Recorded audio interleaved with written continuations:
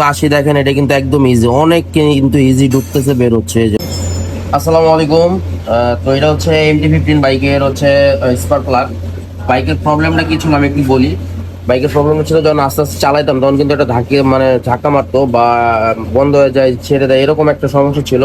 তো বাইকের এয়ার ফিল্টারটা একটু খারাপ ছিল, ওটা চেঞ্জ করে দিচ্ছে। এবং আর একটা বড় বিষয় যেটা পেয়েছি সেটা হচ্ছে স্পার্ক প্লাগ। এই স্পার্ক প্লাগের যে গ্যাপটা আছে দেখেন, এখানে গ্যাপ, এই গ্যাপটা কিন্তু মাঝে মাঝে বড় হয়ে যায় কিভাবে, যখন এখানে স্পার্ক করে কারেন্টটা তখন কিন্তু আস্তে আস্তে এই যে জায়গাটা ক্ষয় হয়ে যায়। তো এটা থাকবে হচ্ছে 80। তো এটা কি অনেক ঢুকতেছে বেরোচ্ছে, দেখছেন? তো এটা হচ্ছে আমরা মিলাই দিব, কিভাবে মিলাবো আমি দেখাই, একটু নিচা করে দিব কষ্ট। তো এইভাবে মূলত এটা মিলাবো এবং আসে এখানে লেখা আছে,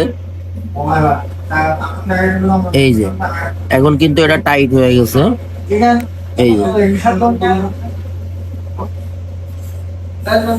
এই যে এখন কিন্তু দেখেন এটা কিন্তু টাইট হয়ে ঢুকতেছে এবং বেরোচ্ছে, যে টাইট এবং বেরোচ্ছেও কিন্তু টাইট হয়ে। তো এইটা হচ্ছে অরিজিনাল মাপ।